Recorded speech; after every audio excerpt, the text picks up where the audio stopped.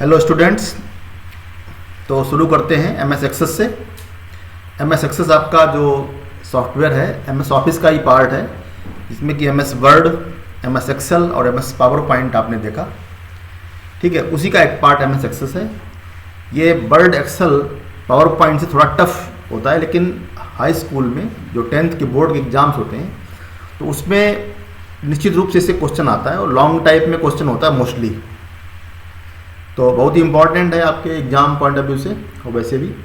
तो M S access एक software होता है जिसके थ्रू हम लोग डेटाबेस को मैनेज करते हैं। एक RDBMS है, एम एस एक्सेस या RDBMS, relational database management system. यहाँ पे थोड़ा सा करेक्शन कर देता हूँ, relational database that is used to manage database, जिससे हम लोग डेटाबेस को मैनेज करेंगे। और इसको सॉफ्टवेयर में बैकएंड तरीके से काम किया जाता है, मतलब यूज में लाते हैं बैकएंड तरीके से। बैकएंड क्या होता है, पहले आप फ्रंट एंड और बैकएंड समझे। जैसे आप ईमेल आईडी पे काम करते हैं या कोई फॉर्म फिलअप करते हैं इंटरनेट के द्वारा, तो जो आप फॉर्म फिलअप कर रहे होते हैं वो क्या है, फ्रंट एंड है। मतलब जो यूजर को दिखता है वो क्या है, फ्रंट एंड है। और जो फॉर्म फिलअप किया उस फॉर्म का डेटा कहाँ आ जा रहा है वो क्या है, आपका बैक एंड है। मतलब फ्रंट एंड यूजर के सामने रहता है, बैक एंड वो होता है, वो हमें दिखता नहीं है। तो एम एस एक्सेस की हेल्प से हम लोग क्या करते हैं, RDBMS तो है ही, डेटाबेस को मैनेज करते ही करते हैं, साथ ही साथ सॉफ्टवेयर में इसका बैक एंड तरीके से यूज होता है। बैक एंड मतलब एंड यूजर, मतलब जो बैक में जो हमें दिखता नहीं है, मतलब जो डेटा स्टोर होता है जहाँ पे भी, वो कहलाता है बैक एंड। ठीक है, तो एक्सेस एक RDBMS है जिससे हम लोग डेटाबेस को मैनेज करेंगे, और सिस्टम्स में, सॉफ्टवेयर्स में ये बैकएंड तरीके से काम करता है। ठीक है, तो डेटा क्या होता है, डेटा समझ लीजिए। Data is a raw material, it may be your name, address, age, marks. मतलब डेटाबेस में डेटा यूज होगा।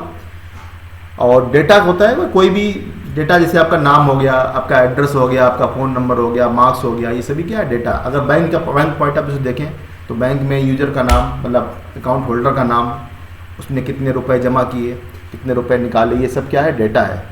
टेली कम्युनिकेशन कंपनीज के रिगार्डिंग अगर देखें तो आपका क्या होगा, जैसे आपका मोबाइल नंबर हुआ, आपका एड्रेस हुआ, आपका आधार नंबर हो गया, ये सभी क्या है, डेटा।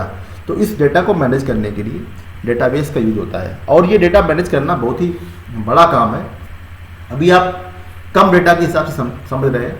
अगर आप सपोज दैट ये देखें कि पूरे इंडिया का आधार जो डेटाबेस होगा कितना बड़ा होगा, मतलब 130 करोड़ से भी अधिक जिसमें नाम, एड्रेस पड़े हुए हैं, उसको मैनेज करना भी बहुत बड़ा काम होता है। तो ये वर्क किसके माध्यम से होता है, RDBMS के माध्यम से होता है। ठीक है, वैसे आपने सॉफ्टवेयर पढ़ रखे, जैसे MS एक्सेल है, ठीक है, वो भी एज ए मतलब स्मॉल डेटाबेस के रूप में उनका यूज किया जा सकता है। लेकिन वो डेटाबेस क्या होते हैं, वो बहुत छोटे मोटे वर्क के लिए होते हैं। जैसे एक्सेल में 10,48,576 रोज होती हैं, 16,384 कॉलम होते हैं, और वो रो कॉलम वैसे तो आपको बहुत अधिक लग रहे हैं, लेकिन देखा जाए तो पूरे अपने यहाँ की अगर एक सिटी की इंफॉर्मेशन पूरी स्टोर की जाए, यानी कि कहा जाए कि पूरे फर्रुखाबाद में कितने लोग हैं उनका डेटा स्टोर करना है, तो शायद एक्सेल उसके लिए कम पड़ेगा। ठीक है, तो उसके लिए जो सॉफ्टवेयर यूज होते हैं वो क्या होंगे, RDBMS होंगे। तो डेटा को मैनेज करने के लिए, डेटाबेस को मैनेज करने के लिए हम लोग RDBMS का यूज़ करते हैं, जो सॉफ्टवेयर के बैक एंड में काम करता है। ठीक है, तो डेटा मतलब कोई नेम हुआ, एड्रेस हुआ, एज हुआ, मार्क्स हुआ, ये कहलाता है डेटा। और डेटाबेस क्या होता है, कलेक्शन ऑफ डेटा।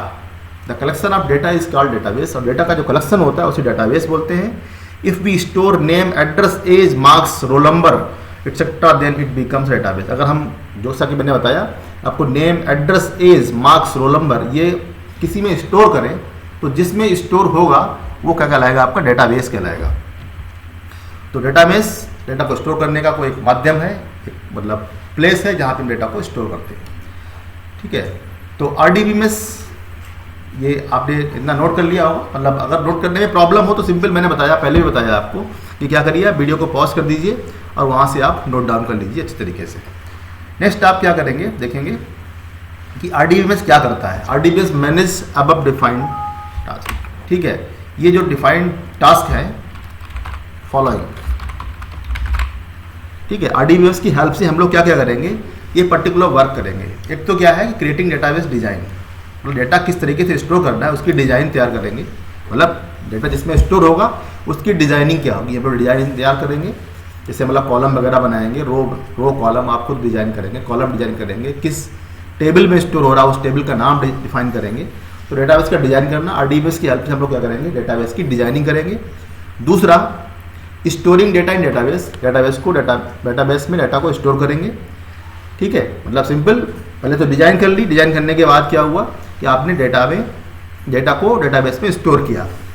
ठीक है, जरूरत पड़ेगी हम लोग क्या करेंगे, वैलिडेट करेंगे। वैलिडेट का मतलब यहाँ पे है कि जो डेटा हमारा है, कि जो डेटा है वैलिडेट करना मतलब उसको सही डेटा ही इंटर हो, मतलब गलत अगर हम इंटर करें तो डेटा एक्सेप्ट ना करें। डेटा की डिजाइन करना, डेटा को स्टोर करना और उसको वैलिडेट करना। वैलिडेट का मतलब है यहाँ पे कि गलत डेटा इंटर ना हो।